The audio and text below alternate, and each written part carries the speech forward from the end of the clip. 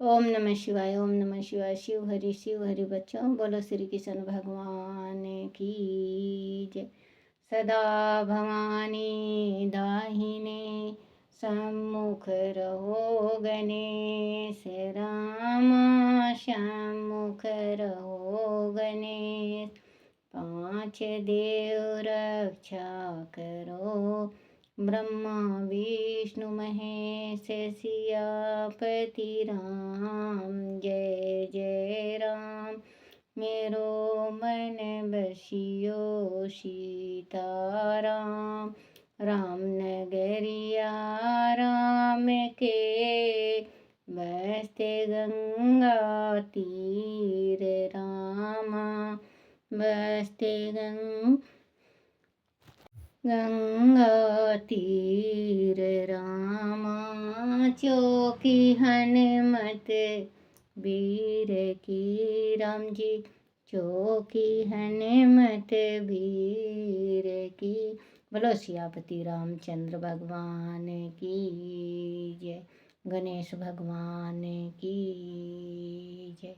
अपने अपने माता पिता की जय। अपने अपने गुरुदेव महाराज की जय। शिव पार्वती की जय। भागवत पुराण, शिव पुराण की जय। शिव पुराण में पार्वती का परमेश्वर शिव की महानता का प्रतिपादन करना, रोष पूर्वक जटिल ब्राह्मण को फटकारना, सखी द्वारा उन्हें फिर बोलने से रोकना तथा भगवान शिव का उन्हें प्रत्यक्ष दर्शन दे अपने साथ चलने के लिए कहना। बोलो शिव पार्वती की जय। पार्वती बोली, बाबा जी, अब तक तो मैंने यह समझा था कि कोई दूसरे ज्ञानी महात्मा आ गए हैं, परंतु अब सब ज्ञात हो गया। आपकी कलाई खुल गई। आपसे क्या कहूँ, विशेषत उस दशा में जब आप व्यर्थ अवैध ब्राह्मण हैं। ब्राह्मण देवता, आपने जो कुछ कहा है वह सब कुछ ज्ञात है, परंतु वह सब झूठ ही है, सत्य कुछ नहीं है। आपने कहा था कि मैं शिव को जानता हूँ आदि आपकी यह बात ठीक होती तो आप ऐसी युक्ति एवं बुद्धि के विद्रू बात नहीं बोलते। वह ठीक है कि कभी कभी महेश्वर अपनी लीला शक्ति से प्रेरित हो, तथा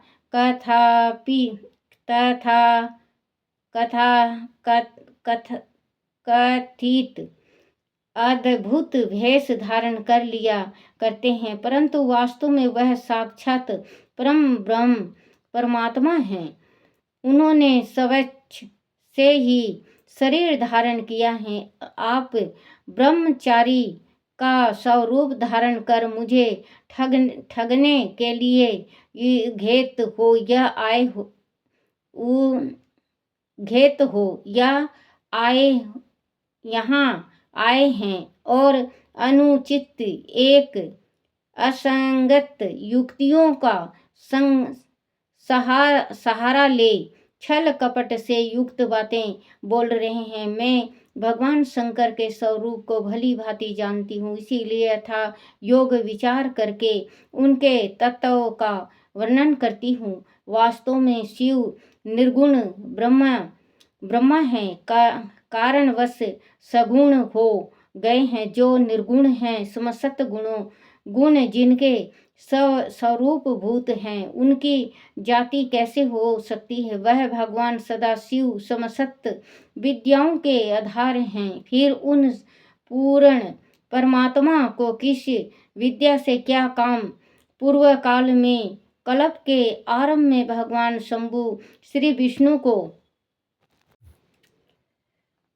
इच्छावश रूप से संपूर्ण वेद प्रदान किए थे। अंत उनके उनके समान उत्तम प्रभु दूसरा कौन है, जो सबके आदि कारण हैं। उनकी अवस्था अथवा आयु का माप तोल कैसे हो सकता है। प्रकृति उन्हीं से उत्पन्न हुई है, फिर उनकी शक्ति का दूसरा क्या क्या कारण हो सकता है। जो लोग सदा प्रेम पूर्वक शक्ति के स्वामी भगवान शंकर का भजन करते हैं, उन्हें भगवान शंभु, प्रभु शक्ति, उत्साह शक्ति और मंत्र शक्ति, यह तीनों अक्षय शक्तियां प्रदान करते हैं।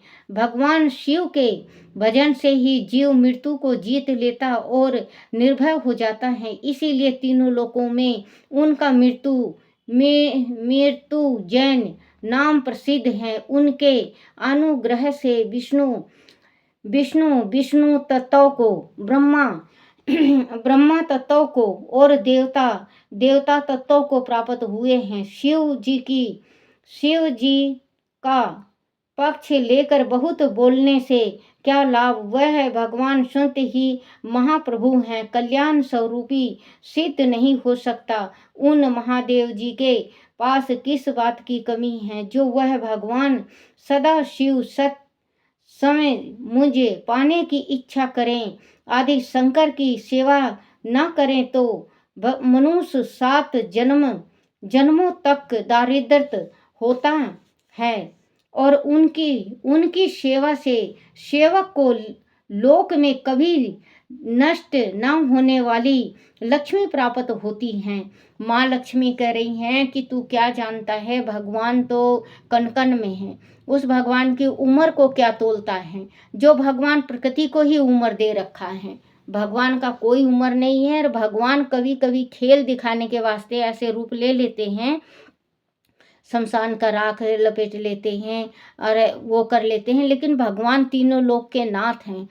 जो इंसान भगवान का पूजन नहीं करता है इस संसार में, वो दारिद्रता होता है, उसके घर से दारिद्रता नहीं निकलता। और जो शिव शंकर भगवान का पूजन करता है, उससे कि माँ लक्ष्मी अस्थायी रूप से उनके घर में प्रवेश होती हैं, उनके घर कभी दारिद्रता नहीं आता। तो मूर्ख ब्राह्मण, तू क्या जाने शिव भोले कैसे हैं।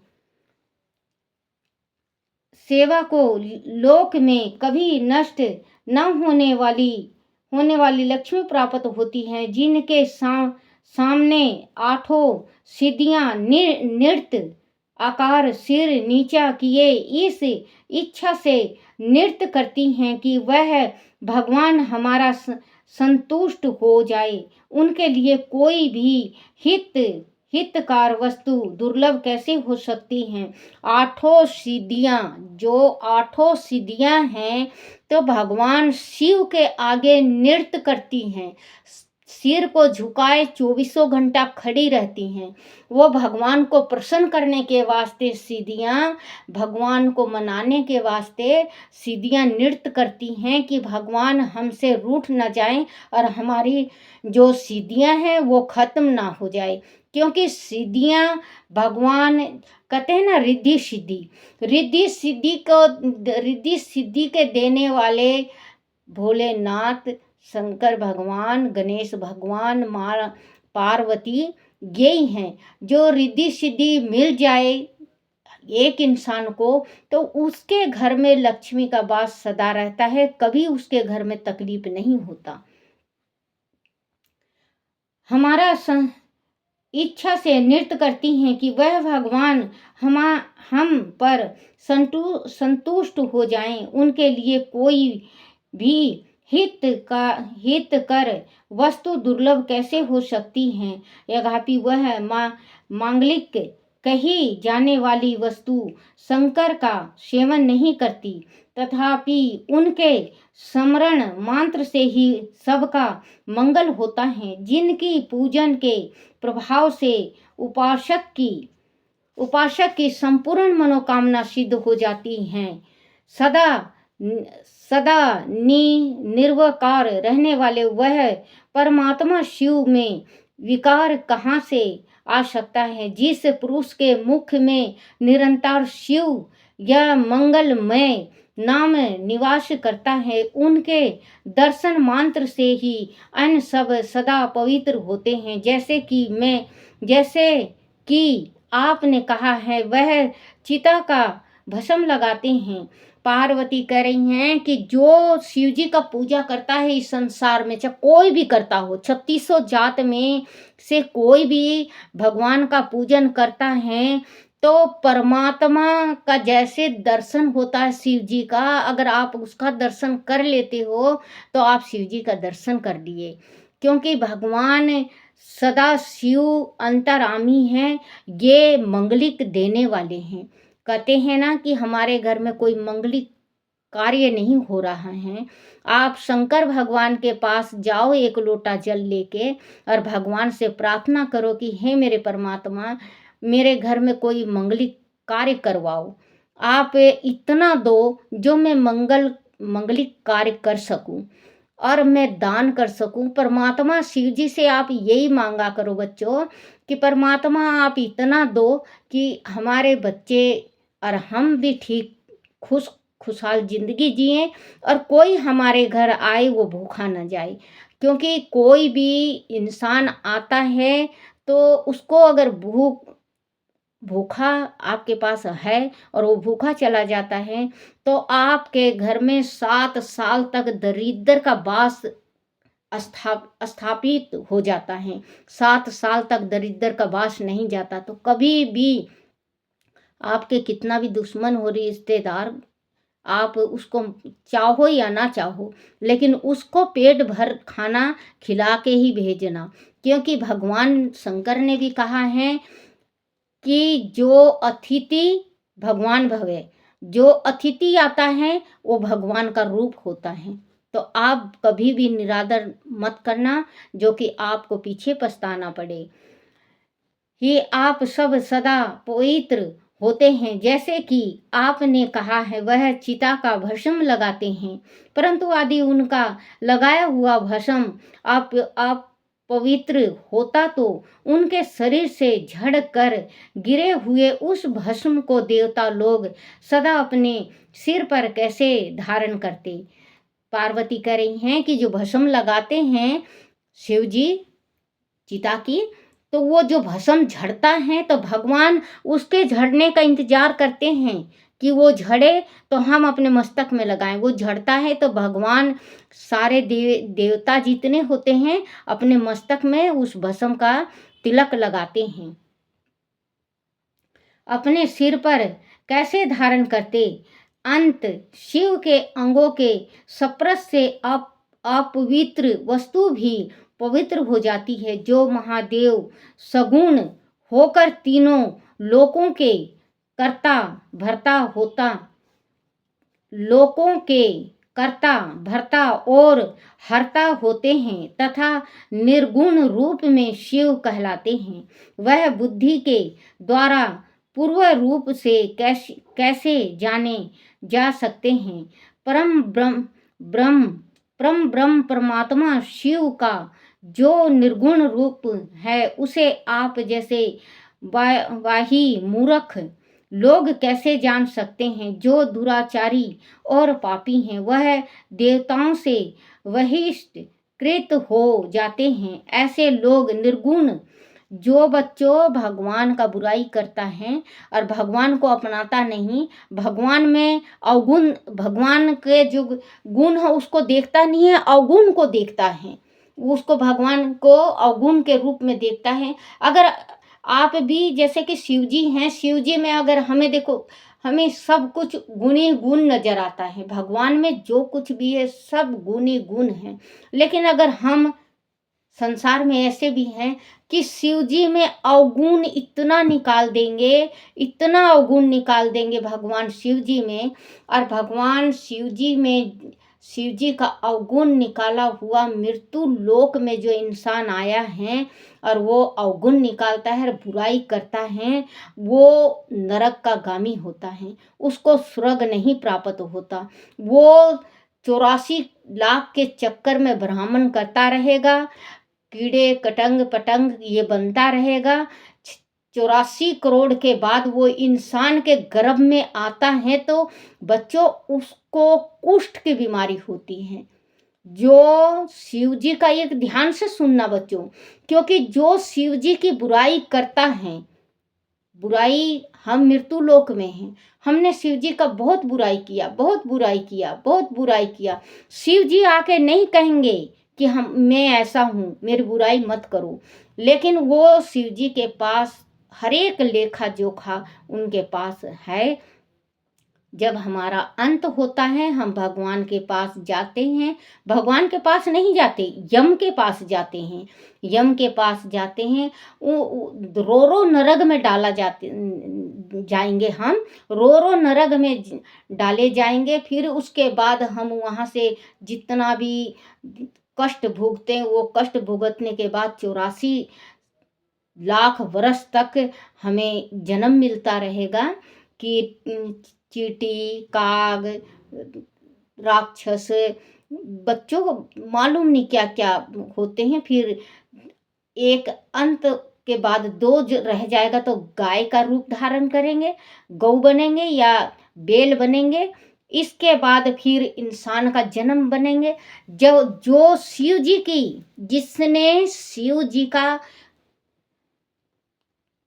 बुराई किया है, जिसने शिव जी भोले भंडारी का अवगुण देखा है, उसके शरीर में गलतियां देखी हैं, हर एक इंसान से ये कहेगा कि मैं शिव जी का इतना पूजन किया और शिव जी ने क्या दिया, शिव जी के पास है ही नहीं, पहले ही भूखा मर रहा है।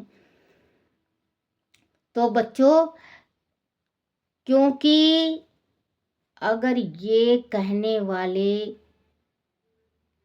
का इंसान का जन्म होता है तो वो कोढ़ी होता है, और अगर मुंह से कभी गलत निकल जाए, अगर भगवान के उससे शिव हरि करो, दोष दूर हो जाता है। हला में तो भगवान शिव जी का कोई गलत बोलता ही नहीं। अगर गलती से निकल भी जाए, हे मेरे शिव भोले, शिव हरि मेरे से गलती हो गया, नाक रगड़ लो, जल अपने शरीर में शिव जी का जो जल चढ़ाते हो अपने शरीर में छिड़क लो तो दोष दूर हो जाता है। अगर मान ले आपका जन्म इंसान का हो गया और आप बिल्कुल स्वस्थ हो, आपके 20 साल 25 साल बाद अगर आपके कुष्ठ रोग होता है, तो बच्चों आप शिव जी के दरबार में जाओ, शिव जी के चरण पकड़ लो, शिव जी के चरण छोड़ो ही मत। शिव जी का जो भस्म लगाओ अपने शरीर में लगाओ, कुष्ठ रोग में उनका जल लगाओ, देखना बच्चे आपका कुष्ठ रोग दूर हो जाएगा। और आप भगवान के यहाँ कीर्तन करो, शिव मंदिर में कीर्तन करो और शिव जी का अच्छी अच्छी बात कहो, तो देख लेना बच्चों आपका कष्ट दूर हो जाएगा। देखो बच्चों, मैंने भी कोई पाप किया था जो आज मैं इतनी जली हुई हूँ। देखो भगवान कहते हैं कि लेखा जोखा 84 साल तक भुगतना ही पड़ता है हमें।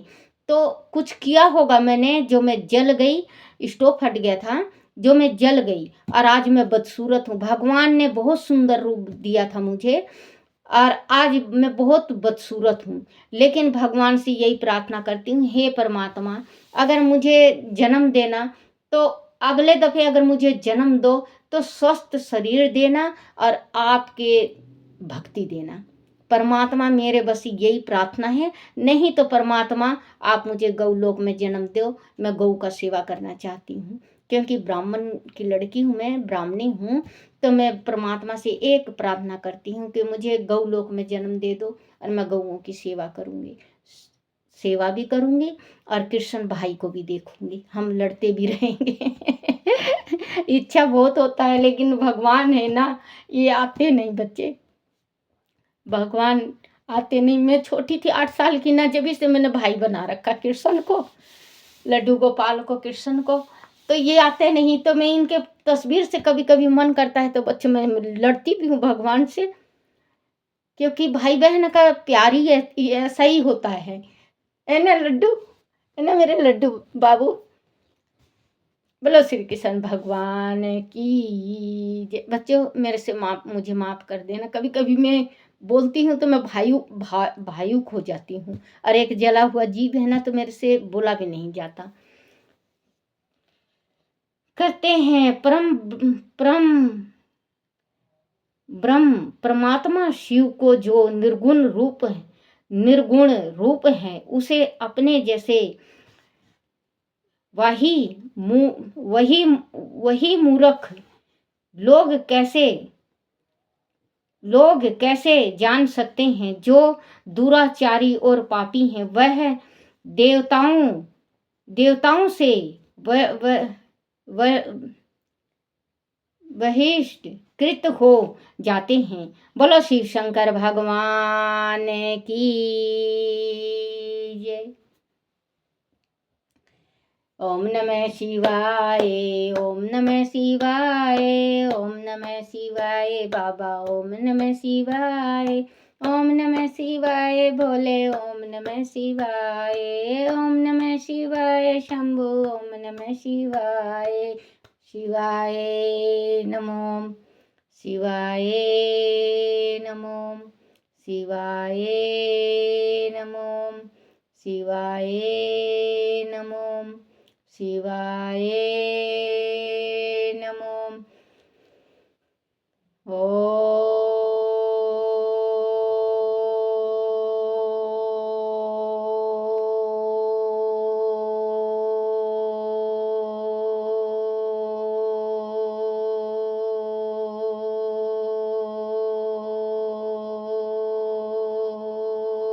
नमः शिवाय। बोलो शिव पार्वती की जय। अपने गुरुदेव महाराज की जय। बच्चों, मेरे से कोई गलती होगी हो तो मुझे माफ़ कर देना है मेरे शिव भोले। आप भी मत गलती को माफ़ करना। हे मेरे लड्डू गोपाल, आप भी।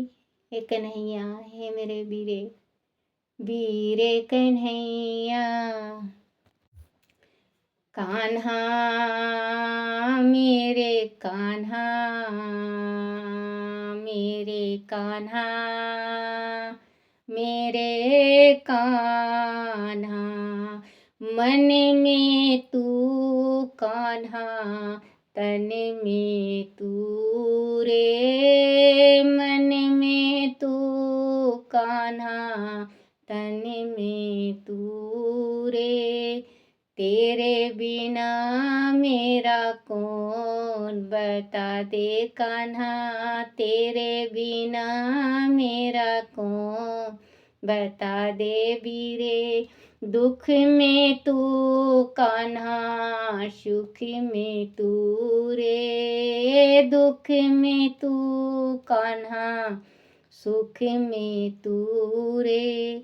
तेरे बिना मेरा कौन, बता दे कान्हा। तेरे बिना मेरा कौन, बता दे कान्हा। धूप में तू कान्हा, छाँव में तू रे। धूप में तू कान्हा, छाँव में तू रे। तेरे बिना मेरा कौन, बता दे कान्हा। तेरे बिना मेरा कौन, बता दे कान्हा। दुख में तू कान्हा, सुख में तू रे। दुख में तू वीरे, सुख में तू रे। तेरे बिना मेरा कौन, बता दे कान्हा। तेरे बिना मेरा कौन, बता दे कान्हा। मेरे कान्हा मेरे गिरधारी, मेरे वीरे मेरे कान्हा। छोटा सा मेरा मुन्ना, लड्डू रे गोपाला। छोटा सा मेरा मुन्ना, लड्डू रे गोपाला। तेरे बिना मेरा कौन, बता दे कान्हा।